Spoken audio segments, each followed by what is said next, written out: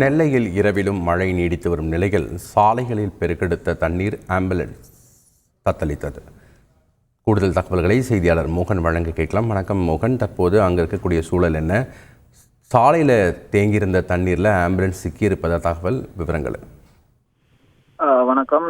நெல்லை மாவட்டத்தில் 24 மணி நேரமாக பெய்து வரக்கூடிய கனமழை காரணமாக சாலையில் அதிகமாக மழை தண்ணீரானது தேங்கி இருந்தது. இதைத் தொடர்ந்து ஓடக்கூடிய அந்த சாலையிலேயே ஏற்கனவே ஒரு கார் ஒன்று சிக்கி கொண்டது. இதைத் தொடர்ந்து தென்காசி மாவட்டமான சங்கரன்கோவில் அருகே உள்ள புளியங்குடியில் இருந்து இன்று பிறந்த கைக்குழந்தை அது தீவிர சிகிச்சைக்காக நெல்லை அரசு மருத்துவக் கல்லூரி மருத்துவமனைக்காக கொண்டு வரப்பட்டது.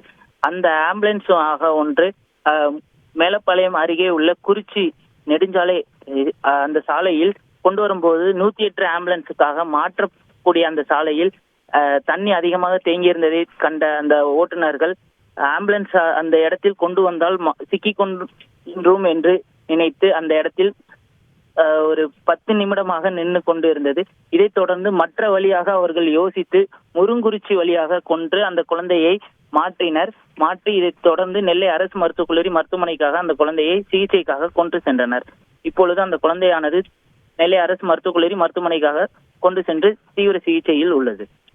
நன்றி மோகன், உங்களுடைய தகவல்களுக்கு. செய்திகளை உடனுக்குடன் தெரிந்து கொள்ள உடனே சப்ஸ்கிரைப் பண்ணுங்க.